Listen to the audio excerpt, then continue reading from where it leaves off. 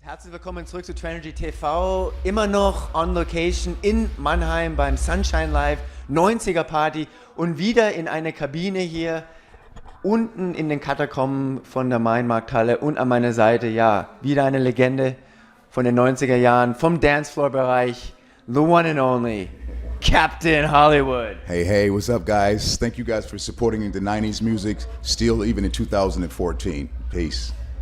Yeah, Tony, we've been talking a little online. Finally, I'm so happy we finally got this interview under the wraps, getting it done here.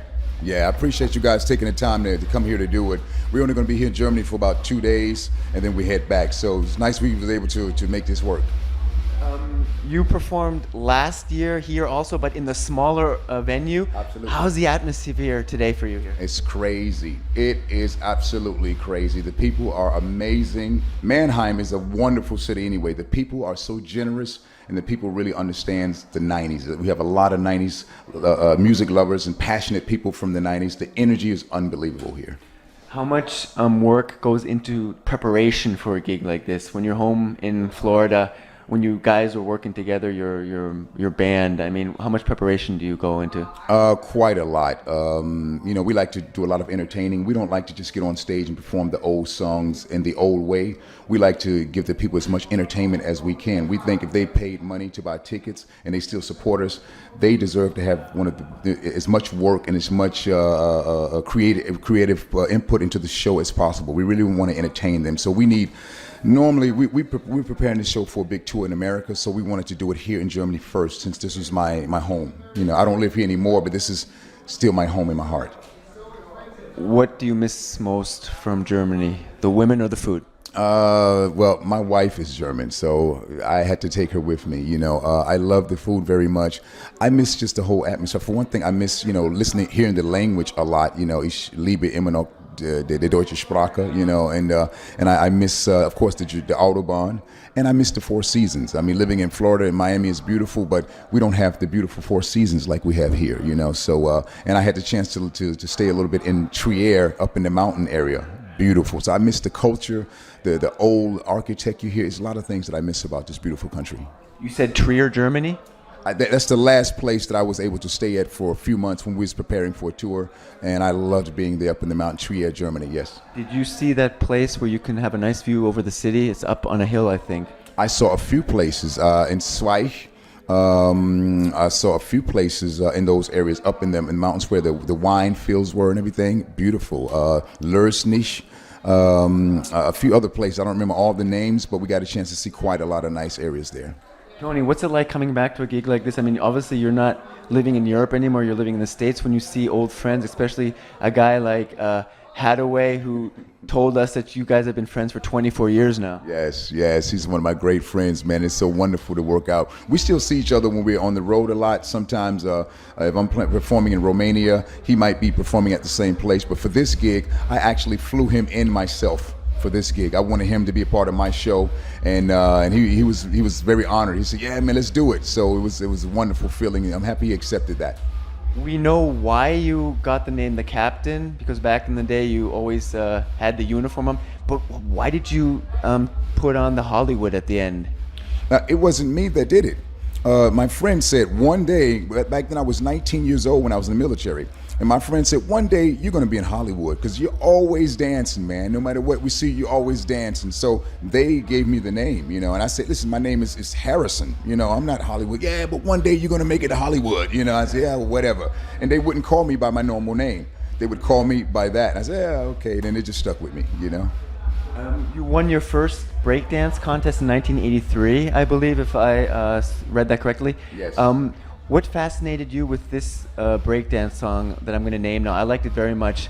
From 1984, Breakin', from Ollie and Jerry. I love that song. Man, I mean, come on. The beats on that, the old school beats, with that, it just, when you heard it, when it started, it just made you want to move. You know what I mean? It just made you want to you couldn't sit still, you know, and especially not as a breaker back then, you know. So, oh man, that was a wonderful song, man. It was just something that went into my blood and made me want to dance, you know. Whenever the DJs played that, we all danced. All the breakers and break dances, we always danced together. So when you came to Germany, I mean, it was kind of programmed that, you know, music would be in your life then, the way it went with Captain Hollywood. Yes, well, I had no idea. I was just a young guy. I wanted to dance and I wanted to do music, you know. And Andreas Thiesmeyer, he discovered me in a discotheque and he put me on the show Formel 1, and that was the beginning of my career. 1983, Captain Hollywood was born, you know. I have to ask you this. Please correct me if you're wrong. You have to know this. People keep saying the first dance floor act with raps and beats was Snap. But if I recall correctly, you were in 24/7. Thank you. Why don't people know that? Because I think you guys made tracks in '87 already. Thank you. Please explain this. Thank you very much. The thing is, the German media did not give me a lot of respect. Snap is owned by German producers. Okay, Captain Hollywood is owned by Captain Hollywood. So back in those days, I did not get a lot of support from the German media. I got a lot of support from the German audience. The German Publikum supported Captain Hollywood. When do you mean that? When the support? When exactly? I'm talking about like in 86, 87, those days, you know. So when I had my success, the media was not behind me, but the German DJs was with me. The German audience was supporting me. So my records became big hits, but I didn't have a lot of support from the media. So that's why a lot of people didn't know that. 24/7 was a very famous group in England, very famous group in Germany as well, but we were more famous in England than here, and we toured all over Europe. MTV Europe was one of our supporters. We did a 3-month tour with MTV. MTV back then made us famous. And so this is before Snap, before any of that, you know what I mean? You know? That's why I'm bringing it up. Yes, thank you so much. That's why everyone, all the artists, the artists from the Eurodance, including the Snap people, Turbo B, they gave me the name, the pioneer of the 90s.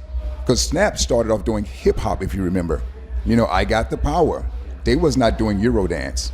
You know what I mean? They went to Eurodance later. Snap is a wonderful group, and I love all of. I know Penny very well, wonderful person. Turbo B, that's my boy. He lives in Orlando, Florida. So, you know, I mean, wonderful people. But everybody, all the artists and all the real Eurodance people know that 87, 88, 89, Captain Hollywood was already there. You know, I mean, with that type of music, and the radio wouldn't play that music because it was a brand new music. They didn't know welche genre, which category is. What is this? This guy is Sprechgesang on techno beats or house beats, dance house? Nah, we can't play that. And obviously the Power broke the ice. Exactly, and that was different. The Power was more hip hop. That wasn't Eurodance. It was more still with the hip hop. I got the power. More hip hop, and then Rhythm of the Dancer. That was Eurodance. You know what I mean? But we already had big hits with 24/7. You know, so. Tony, I have to ask you about your first hit with as Captain Hollywood, More and More. When you heard that for the first time, did you know that was going to be a world hit? No, I had no idea. I had just after I was working with 24/7, and I said, "Listen, I really need to do something that's something that I just feel, something that I feel. I might not get no support from the radios, but I just need to do this." So our group 24/7 was very successful, and I said, "Well, I'm in it for the success, but I really want to be able to fulfill my own heart too." So I went my own direction and did More and More, and I didn't know what was going to happen. I just did it, and I did not get support from the radio stations. I did not have a major record company behind me. I had a small label, and the DJs and the audience, they pushed this record. They made that record a hit. It was number one in its single sales charts in America. Now, when you're number one in the Billboard sales charts in America, that means you're selling a lot of records. Over Janet Jackson, I have the original chart position at home. Over Janet Jackson, That's the Way Love Goes. That was a great song. Yes, but the German media never talked about that. They always said, Wikipedia said, he had a few hits, but that was it. They didn't talk about my success in China, my success in Moscow, or especially my success in America, you know. So, I mean, on the 13th of December this year, we have another concert in Montreal, Canada already. And for 2015, we're preparing a 20-city tour in America with our 90s tour, you know. So we enjoyed good success back then. And Germany supported us, the people and the DJs. So I'm very proud to have that type of support behind me. Congrats on that, Tony. What made More and More so special? I think it was the right time. It was a new music. It was the feeling of it. And it was, you know, it was not an aggressive a dance song, but it was something new, something special in that time. A lot of people did not, that type of music did not exist. And so there's a lot of people, oh, that's another one of those Euro records. I like that. What is that's that new stuff?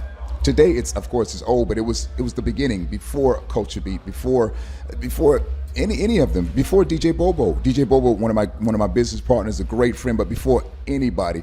After the record companies did not even support that stuff. After they saw the sales, that's when every record label, every producer said, oh, we have to do like Captain Hollywood. If you notice, almost every group, there was a black guy and a German girl singing. Not everybody, but that was the concept. Because the record companies saw, oh, those type of sales, they're making sales like that, 7 million records. I mean, we have to do something. You know what I mean? So that was a big deal back then. I'm gonna say one name, Nosy Katzman. Very good friend. He is the top songwriter of the 90s. Yes. He wrote more and more. What experience did you have with Nosy Katzman? Nosy Katzman became the hit writer after working with me. Before, more and more, nobody knew who Nosy Katzman was. And I put him together with my team that I hired back then, production team called DMP. They were techno DJs and techno producers. They didn't never make big records. They did underground stuff. And I hired them and worked with them. And I know Nosy was a great songwriter, but he didn't have any hits.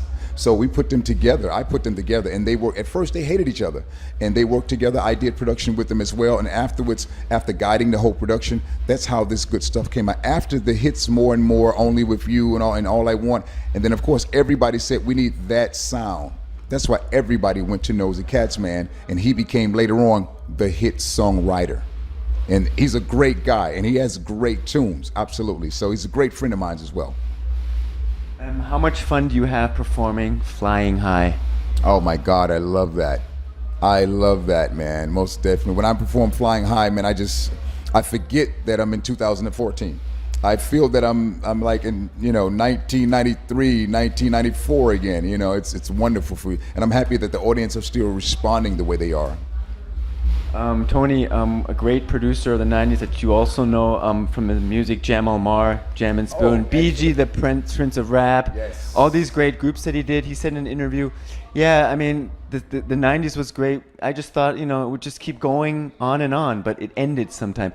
When you were having hit after hit, did you just think it was going to go on forever, or did you know sooner or later style may change and, this whole dance floor gig may be coming to an end? Well, honestly, I didn't really pay attention. We didn't know it was even going to start. So we did not plan. We didn't say, oh, this is going to be a hit and we're going to do this. We were shocked. Oh, wow, this thing is a hit. What is that? And it took off, and then records kept working. When the German media starts saying we're going to stop playing Eurodance, and then of course it was like, wow, that's kind of sad. Other countries started still supporting us. But for a while, Eurodance died down because Germany would not continue to support it, So we thought, okay, no problem. Myself, as a producer, I started working with other bands. I produced the band O-Town. We did the very first reality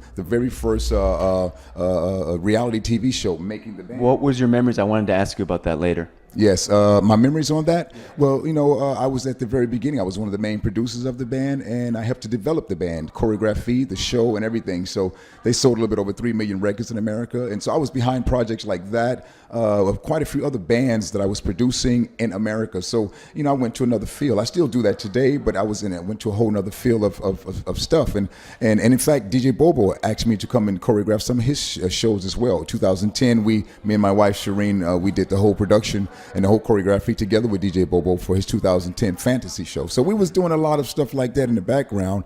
But of course, then with Eurodance, that's something that just slowly started happening. And I did not want to go back on tour. That was not my plan. 2010, DJ Bobo and my wife was telling me, come on, man, there's a lot of people still want to hear this stuff. Come on, why don't you go on tour with us?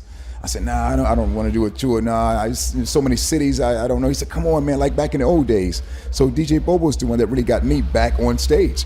After we did the tour with him, the request was so strong from all over the world when they heard Captain Hollywood is performing again. And I said, wow, I had no idea that the people were so much passionate behind it still today. And since 2010, we've been back on the road. I mean, we don't perform everywhere. We're very choosy where we perform at. We want to perform at places where we can actually give them our show. You know, we're not doing it just for the money. You know what I mean? I mean, I'm very well. We had enough hits. I have enough other bands I've produced, and you know, that's not my thing. But I do want to enjoy myself when I'm on stage. I want to go back to the '90s and enjoy the show myself. So it's fun. It's fun. We can see that you really live it. You really live your stage show. It's a great show. Thank you. Between you and me, probably I think the best from all the '90s acts. No disrespect to the others, they're all great acts, but we heard a really interesting story from Hadaway about his most crazy experience in the '90s about a stalker. I'm sure you have one also. Well, not so much. Hadaway is a little different. Hadaway is a great looking person, so he attracted a lot of nice females, nice ladies. You know what I mean? I was never into, you know, the pretty boy thing. I'm more of just a crazy artist, you know. So my audience is more, you know, the guys. Let's go with power, you know. Let's you know. So I never had that problem. My fans were just guys who wanted to come up and hang out and, yo, let's do cool stuff together, or, you know. But I don't have. Some females are said, oh, nice, but I'm not that, you know, that pretty guy, and it's not my thing. You know, it's nice and I respect it, but I'm an artist. I just want to do my thing. You know what I mean? I don't, you know, I'm not so much into that thing. You know what I mean? You did a cover of Axel F. Yes. Back in the day in 2003, I believe it was. Could you see yourself being a new type of Axel Foley? Oh man, that was my favorite movie, man. I loved it. Me too, man. Eddie Murphy was my boy. I was such a big fan of that, and of course, I would love to pretend to be Eddie Murphy. I know the whole movie. I used to look at the movie over and over. So that was one of the reasons I covered that song, because I thought, oh man, that's back in the days. I mean, I used to act like, you know, I should know the movie inside and out. You know, I knew every word he would say. So that was one of the reasons I had to cover that song. It meant so much to me, you know. And in fact, Harold Faltermeyer, a German producer. Better believe it. Yes, he brought that quality over, and it was huge in America. So the German producers over here got a lot of great musical talent over here. So I really loved it. Okay, Tony, last question. If I order into this room right now some great rappers, like Ray from 2 Unlimited, Jay Supreme from Culture Beat, or your boy Turbo B, who wins a rap contest between you four? Ray from 2 Unlimited, Jay Supreme, Culture B, Turbo B, or the Captain? Honestly, Turbo B will kill all of us. Turbo B is my man. And when it comes to rap, he will kill all of us. I'm not so much of a rapper. I'm more of a message person. You know, I try to give a message across, and I'm an entertainer. Turbo B, he is a rapper. My brother got skills. Turbo B is no joke. So he will kill us easily. No doubt. Maybe you'd like to give one last word to your German fans? To alle meine deutsche Leute, man, wer Eurodance so lange unterstützt. Ich möchte mich bedanken, mich und Shireen Amore möchte mich bedanken, dass ihr so viele Jahre uns unterstützt habt und dass wir in 2014 immer noch unsere alten Lieder vorspielen können. Ich bedanke mich sehr, man. Dankeschön für eure Unterstützung und wir sehen uns irgendwann bei das nächste Konzert. Peace.